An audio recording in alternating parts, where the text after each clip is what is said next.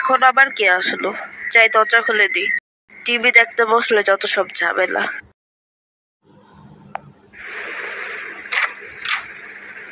আসসালামু আলাইকুম আন্টি, ভালো আছেন? হ মা, আমি ভালো আছি। তো আমার মাইক কই? আন্টি, আব্বু তো একটু ফুপিদের বাসায় গেছে, আপনি আসেন ঘরে এসে বসেন। আব্বু তো এই তো আর একটু পরে এসে বলবে। হায় আল্লাহ, এই ভাইয়া এই সন্ধ্যাবেলায় টিভি দেখতেছে, এই কথা তো সবাই রে জানাই তৈব, এলাকার সবাই রে জানাই তৈব। হের বয়ে থাকলে পুরো যারা জায়গা। আর এমনিতেও আমার হের বয়ে থাকা যাইব না, আবার আরো অনেক বাসায় যাইতে হইব, যাইয়া খবর নিতে হইব কার বাসায় কি হইতেছে। আন্টি, জরুরি কোনো কথা থাকলে আমাকে বলে যান, আমি আমু আসলে বলবো।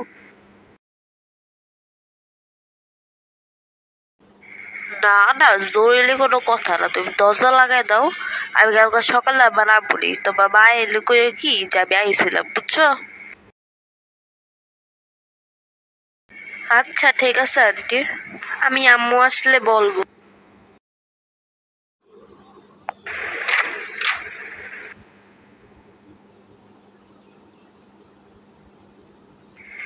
জানেন ভাবি, কালকে আমি আপনার বাসায় কি দেখছি? কি দেখছেন ভাবি, আমাকে বলেন। দেখছি কি আপনার ভাইয়া সন্ধ্যাবেলায় পড়তে না বইয়া ওই টিভি দেখতেছে। ভাবি, আপনি এটা কইছিলেন যে আপনার ভাইয়া সারাদিন পরে, কই ভাবি? আমি তো একবারও দেখলাম না যে আপনার ভাইয়া পড়তে বহে। কই ভাবি, আমি তো এই কথা কখনো বলি নাই। আসলে ভাবি হয়েছে কি, সারার ম্যাডাম তো 5টা বাজে আসে, 7টা বেরিয়ে যায়, সেই জন্য ও 2 ঘন্টা টিভি দেখে, টিভি দেখা শেষ হলে আবার পড়তে বসে। সারার কথা বাদ দেন, আপনার মেয়ে কেমন আছে বলেন। আমার ভাইয়ার কথা আপনারা নতুন করে কি কব ভাবি কর? আমার ভাইয়া তো সারা দিন পরে কি আর কব ভাবি? আপনি তো জানেনই, আপনি কি পুরো এলাকার সবাই জানে আপনার ভাইয়া একবার এলাকার ওয়ান পিস ভাইয়া। সারা দিন পরে ওর ঘরে জহরে যাই তোর গায়ে দিয়ে পড়তেছে ভাবি। আমি কই এত পুরিস না, তাও বইতে হয় না ভাবি। যত সব মিশা কথা, মনে করছে আমরা কিছু জানি না। আপনার মেয়ে তো আমার ক্লাসে পড়ে, আপনার মেয়ে যে কত ভদ্র এটা কেউ জানুক বা না জানুক আমি খুব ভালো মতোই জানি। মেয়ের একটু শাসন করেন, বুঝছেন ভাবি? নারে দেখবেন কি আপনার মাইয়া আর কয়দিন পরে টিভি আর মোবাইল ছাড়া কিছুই বুঝবো না। পরে দেখবেন কি টিভি আর মোবাইল দেখতে দেখতে পাগল হয়ে গেছে গা। ঠিক বলছেন ভাবি, ওকে শাসন না করলে বেশি বেড়ে যাবে। ওর আজকে থেকে টিভি দেখা বন্ধ করে দিব। যে ভাবি, আমি সবসময় উচিত কথাই বলি, বুঝছেন? আর সারা তোমার মেয়ের মতোই, হেলে গাড়ো কইলাম যে শাসন করা উচিত। এই যে দিল আবার টিভি দেখা বন্ধ করে। আগের বারের সাথে মোবাইল দেখা বন্ধ করছিল, এখন টিভি দেখাও বন্ধ করলো। কেমনটা লাগে? ও ভাবি, দেখছেন আমি আপনার আসল কথা কইতে বিল্লা গেছে গা, বয়স তো খালি ভুললা যাই, বুঝছেন?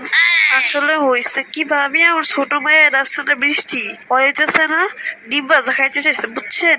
আমার একটু আগে কইলো ওই তো, বুঝছেন ভাবি? আমি এখন রান্না করে যাই, দেখি কি যে 1 ফুটাও তেল নাই। এই একটু আগে, বুঝছেন ভাবি, এই ধরেন 2-1 ঘন্টা আগে আমি একবার পাতিল বইরা মাংস ভুনা করছি, সব তেল শেষ। আপনি আমার একটু তেল দেন, চিন্তা করেন না। আপনার ভাই তো আবার সন্ধ্যাবেলায় তেল নিয়ে দরকার আপনারে পুরো 1 লিটার তেল দিয়ে যাবো নি। ঠিক আছে ভাবি, আপনি বসেন, আমি তেল নিয়ে আসতেছি।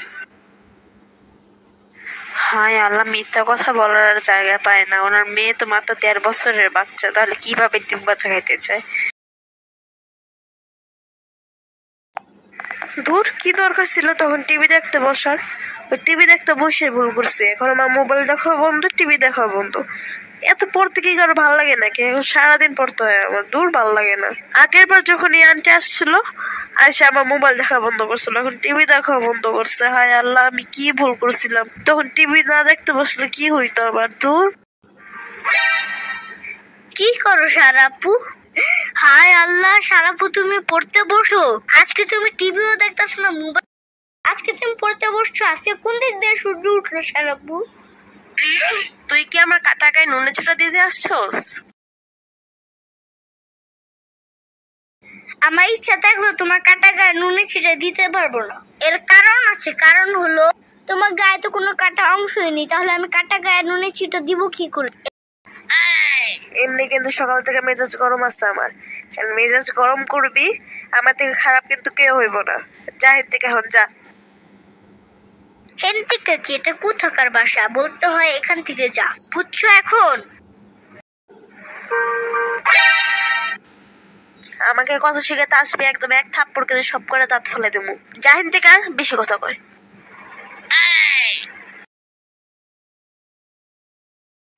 হ্যাঁ আম্মু, আম্মু সারাপু আমাকে বক্স। কিছু হইলে খেলাম মাম্মু করে ফ্যাট কান্দুনি একটা।